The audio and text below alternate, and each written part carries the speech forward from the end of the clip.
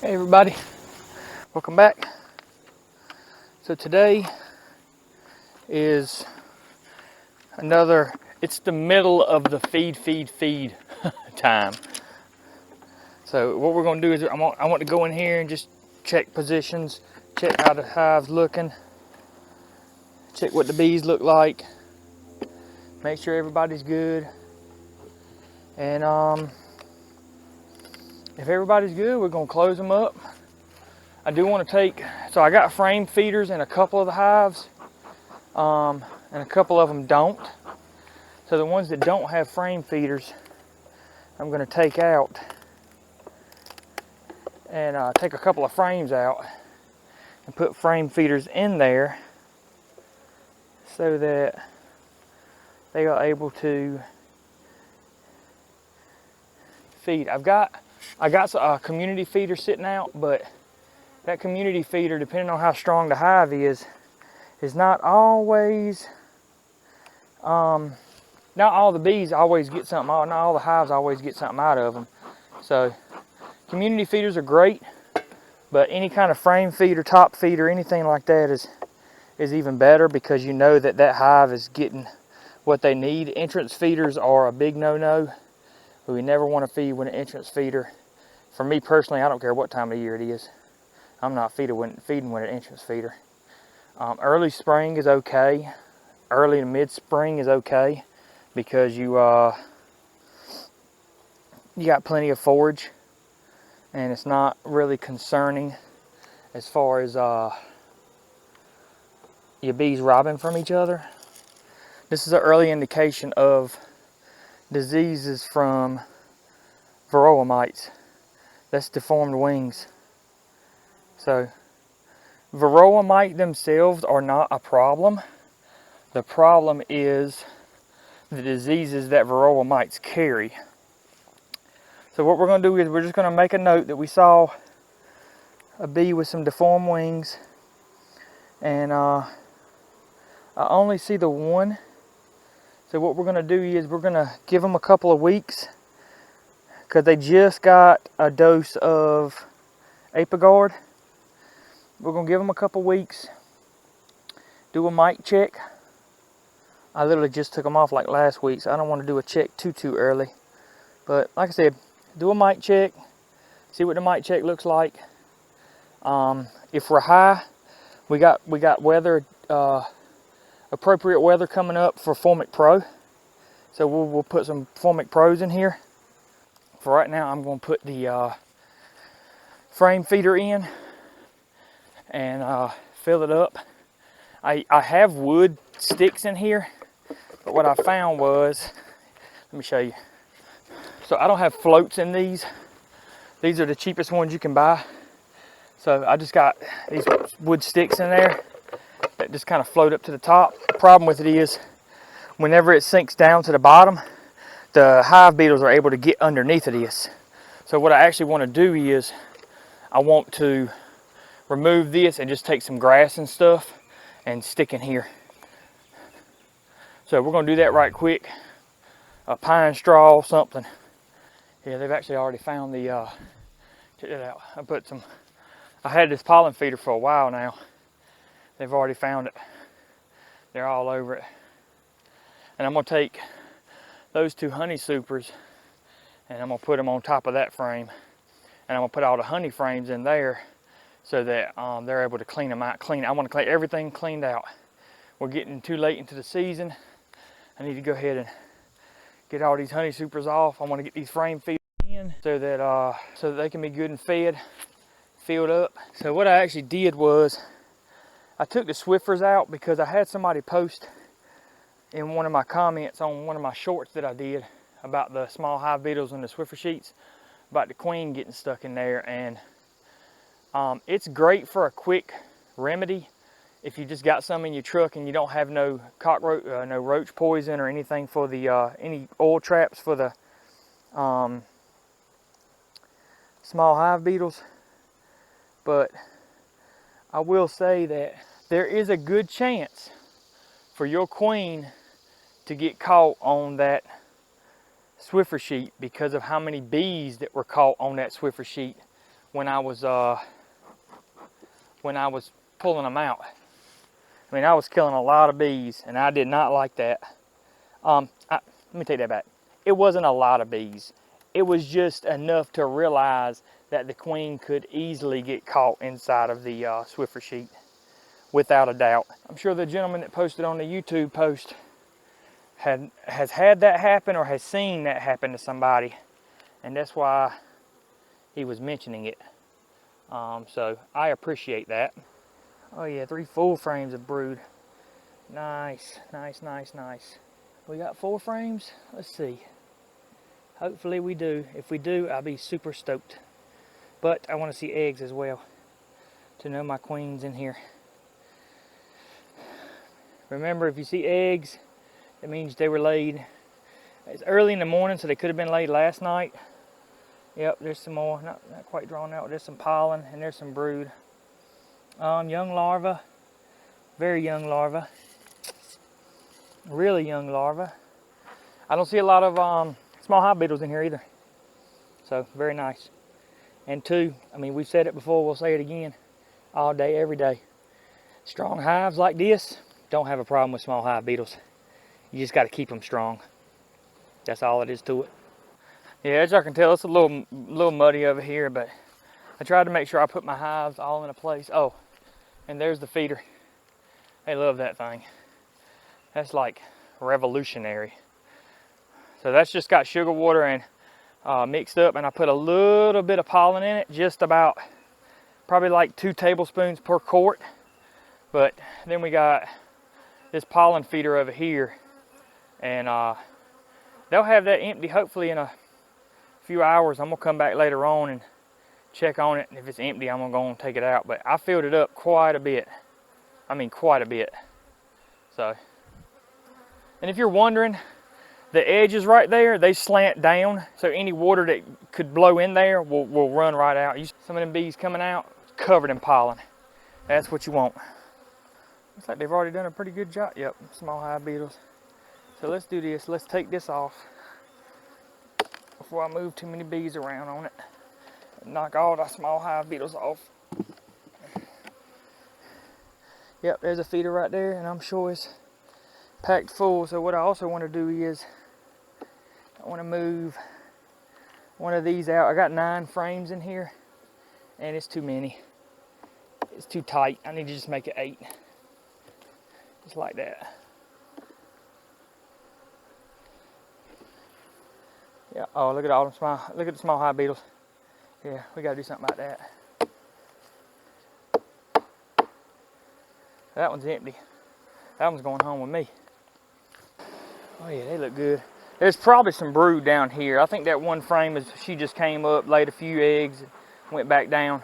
Because you can just tell by how many bees. This looks like a frame, this, and maybe these over here. Usually they don't split up the brood chamber, but something over here or over here has got brood on it. I got to be slow and methodical about this because these girls are not happy. There we go. All right, we're going back the other way now. Lots of young bees. Lots and lots of young bees.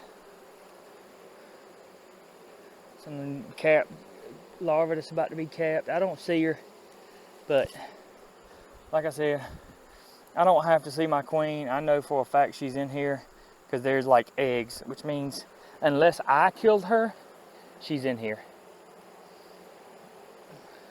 So we'll go ahead and close them up. Put this frame back down there. Just want to be super careful because she could be on one of these frames. So we just want to slide this one in real slow. We don't want to roll no bees. We just want to give them time to get out the way. That's all it is to it. Just like so. Just give them time to move. Very slow. Perfect. I got a better idea. I don't like that. I don't want to sweep these hive beetles into the hive. So we're just going to knock all these bees out right out front, and they'll figure out how to get back in.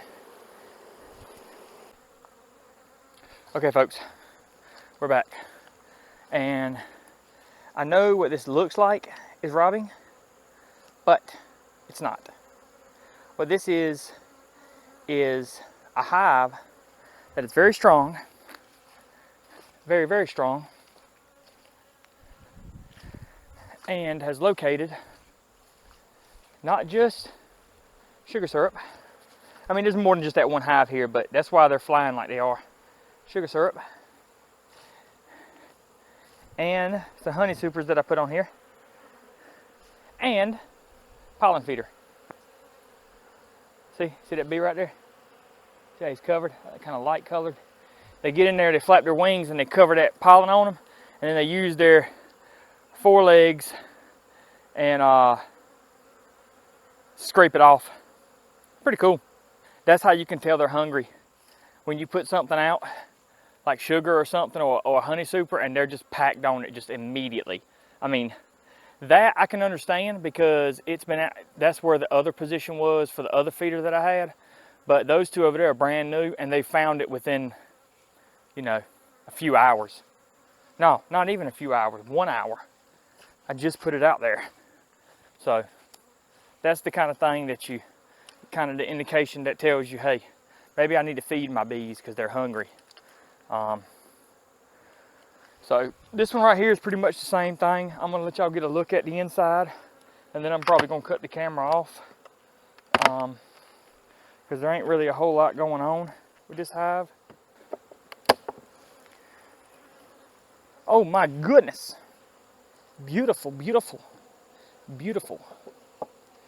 I don't know, guys, there's a lot of bees on this one. I think I might let them have this because this one didn't have a lot of bees in it. But this one right here, they're packed in here. Let's take a look. Ah, yeah, that's packed. All right, we're gonna leave them this because these girls are strong. I mean, they've literally got every single one of these frames covered up. I can look at it and tell. I don't see her, but she's definitely in here. Like, she's got eggs everywhere, and I mean everywhere.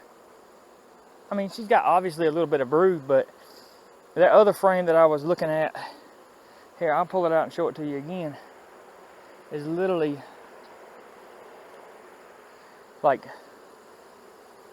all of this, all this fresh stuff right here, all of this is eggs. And then if I flip it over,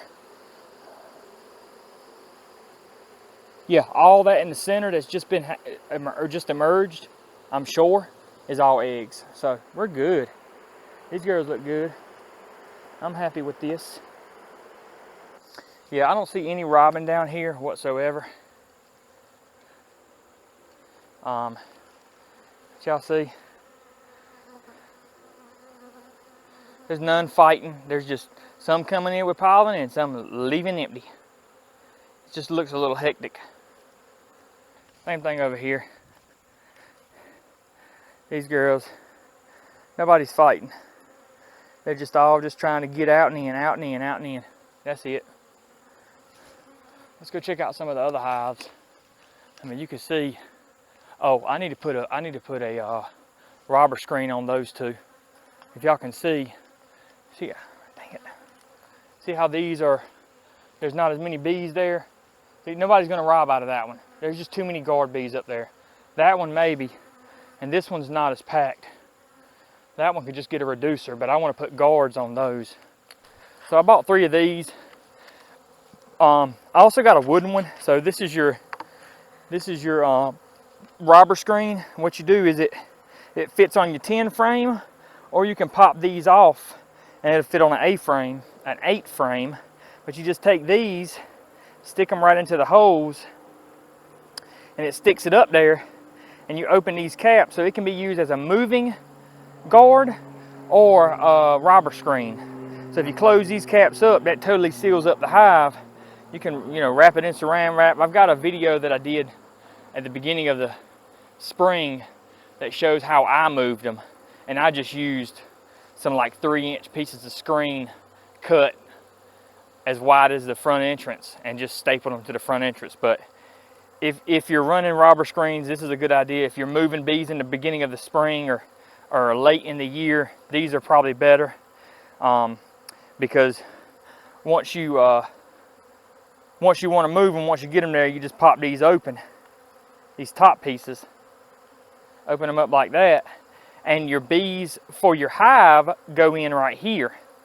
The bees that want to rob tend to go in through this little screened area right here. So just a bit of information. Really great design. I have another one that's wood that I'm going to try to build myself because these things aren't cheap. So let's pop this baby in there. I put those robber screens up there. I put them up a little late, but with the feeding activity that we have going on out here, I feel safer about putting them on now. And you can see that they've found the entrance pretty quickly. You got ones coming back that haven't found it, but they will. They surely will. I mean, you can see right here, there's only 2 bees with pollen on their backs that have, if you can see that, there's only like 2 or 3 bees with pollen on them. So they're finding the entrance slowly but surely.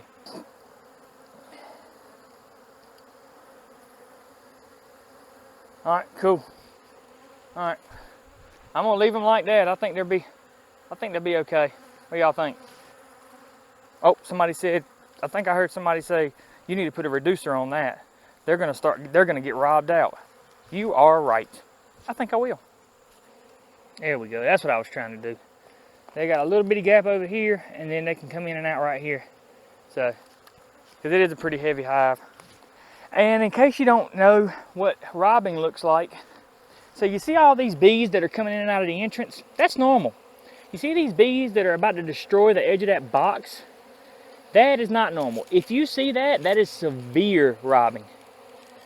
Kanan Reynolds in Tennessee, beekeeper and YouTuber, he has a very good video of an extreme case of robbing. Like, they're falling off the box. They're robbing so bad. But I mean, it is 1 or 2 deeps and then like 4 supers on top. So I know we're a little delayed on videos. I don't put out a whole lot. I don't have a whole lot of time to record every little thing I do with my bees and edit it and put it on YouTube, and nobody's gonna watch an hour-long video of me just pressing the record button. So I try to edit it down, and it takes a little while. So I try to post a lot of shorts.